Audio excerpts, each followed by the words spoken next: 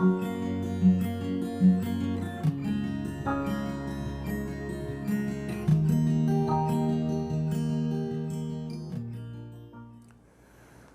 gente vai começar a falar sobre o sofrimento silenciado. Primeiro vem a suspeita. Tudo aquilo que a gente estava imaginando que poderia estar acontecendo com nossos filhos começa a se concretizar. E vem aqueles medos que são inerentes ao que está acontecendo sobre o futuro dessa criança, do nosso filho. Não é uma criança qualquer, é o nosso filho. E então chega o diagnóstico. O diagnóstico vem com aquele baque, com aquela explosão de raiva, desesperança. Mas temos agora um diagnóstico. Não acabou. Você sabe que não acabou. Com o diagnóstico começa agora as idas e vindas aos médicos, a fono, o psicólogo, terapia atrás de terapia, medicação, ajuste de medicação. E aí você fala assim, tá, agora eu tenho um tempo para mim, porque meu filho está ajustado, a medicação foi bem aceita. Só que não, né? Não acaba por aí. Ele não consegue dormir bem. Nossa, ele não consegue fazer necessidade sozinho. Ele não tem noção nenhuma de perigo. Mas quando é que essa crise passa? Essas são frases de mães e pais autistas. A gente sabe como é que funciona. Mas é importante fazer um parêntese para você que é meio desavisado sobre situações e condições autistas. A criança autista é uma criança especial, uma criança que tem uma necessidade ou uma qualidade especial, ela precisa de inúmeros atendimentos, e é o dia inteiro. Até que a gente consiga promover ela a independência, é o tempo inteiro, o tempo todo. Então isso gera um tremendo desgaste. E uma outra situação que gera bastante desgaste é o tempo que a gente leva para poder encontrar a melhor forma de lidar com isso. Então, quando você acredita isso como se fosse, não, mas é frescura, o pai, a mãe que não se ajustou. Gente, vocês não têm ideia como não é fácil. Então, além da necessidade de informação que percebemos nas redes sociais, que talvez seja um grande refrigério para que as pessoas possam ver, as famílias que têm crianças TEAs sofrem diversas pressões. E antes de mais nada, é importante dizer que boa parte dessas crianças são criadas por mães solos. Ou é uma mãe solo que desistiu de tudo e passou a ter o foco exclusivamente no filho, na filha, porque o pai foi embora, nós já falamos isso em um vídeo anterior, mas em famílias que muitas vezes têm um pai presencial. A gente fala assim, modelo pai presencial. Pai presencial é aquele que é apenas um figurante, que não sabe dividir responsabilidades, não tem qualquer atuação na condição da criança e só cobra. Isso ele sabe cobrar. Olha, não é algo fácil de entender o autismo. O autismo não é uma coisa fácil de entender. E além da dificuldade de aceitar. Nós, que estamos vivendo o tempo inteiro, levamos um tempo para aceitar. A família não entende, porque ele não está inserido, a família não está inserida no que nós estamos aprendendo, o que nós estamos recebendo.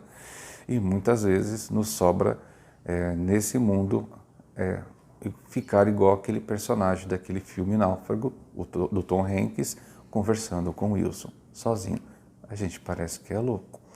Então, quando a gente fala assim de falta de apoio, hoje a gente talvez tenha um pouco mais de maturidade.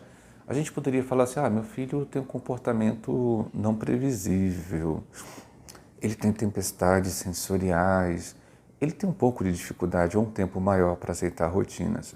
Nossa, você percebe a fala mais madura sobre o autismo, mas nem de nós aceita quando nós ouvimos de qualquer um, seu filho é mal educado, ele é muito mimado, ele grita muito, nossa, seu filho é estranho, você precisa de ajuda, já tomou Ritalina? Adoro essa, a professora adora falar, acho que tudo se resolve com Ritalina.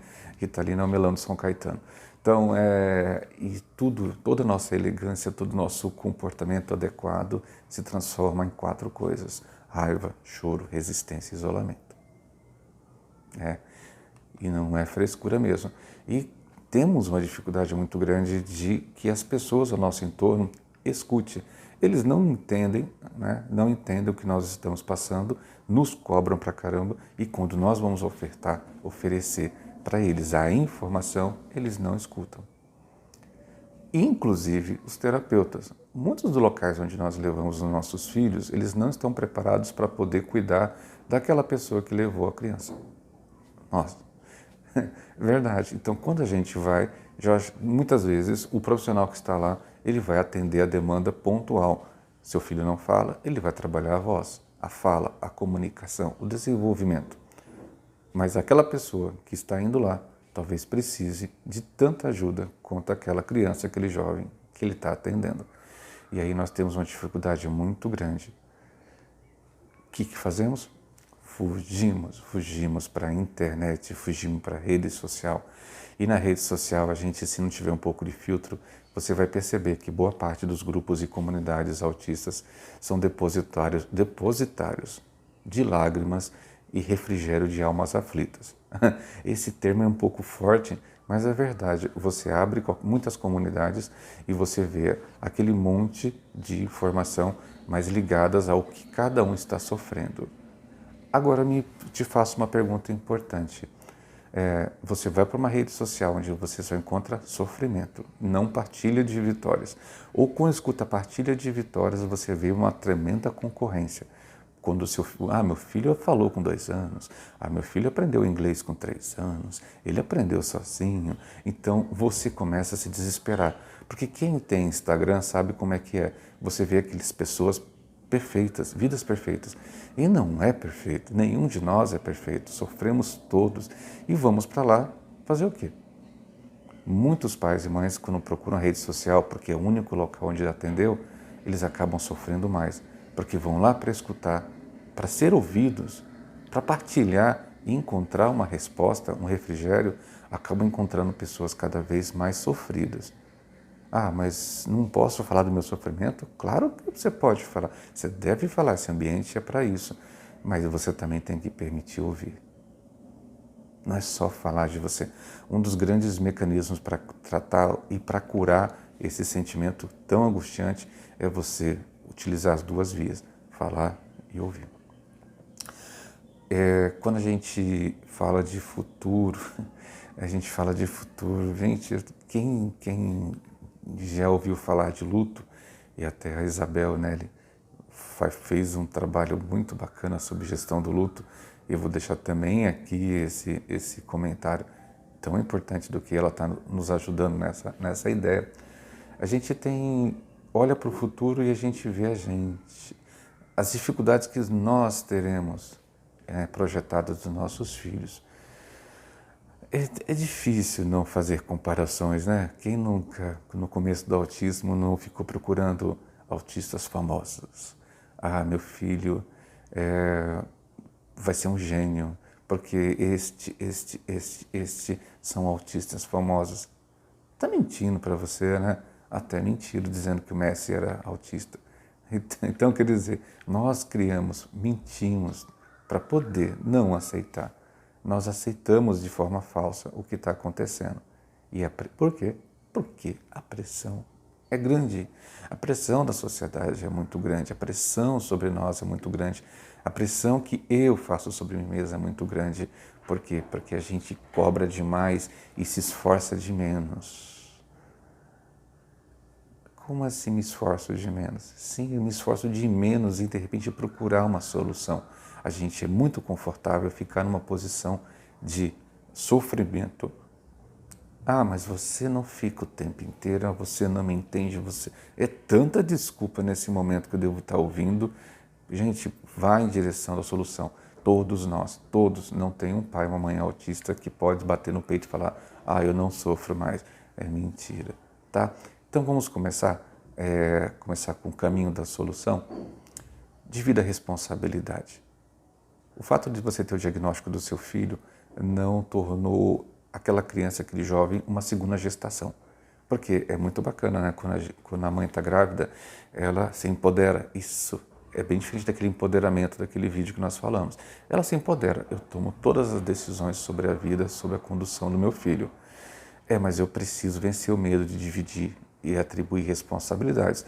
Porque tem outras pessoas nessa casa que você está que poderiam te ajudar. Não pode sobrecarregar sobre si. Ah, mas eu não consigo. Aí é um problema da sua gestão. Porque se você tem esse problema, você precisa tratar.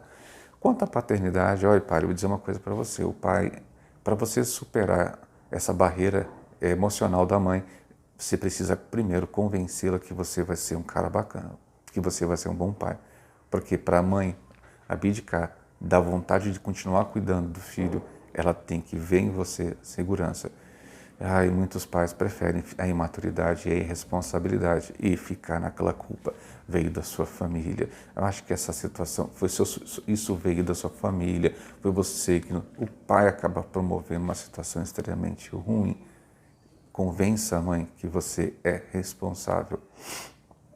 E quando falamos, o mundo inteiro fala de vacinas, então vamos falar de vacinas quanto às cobranças.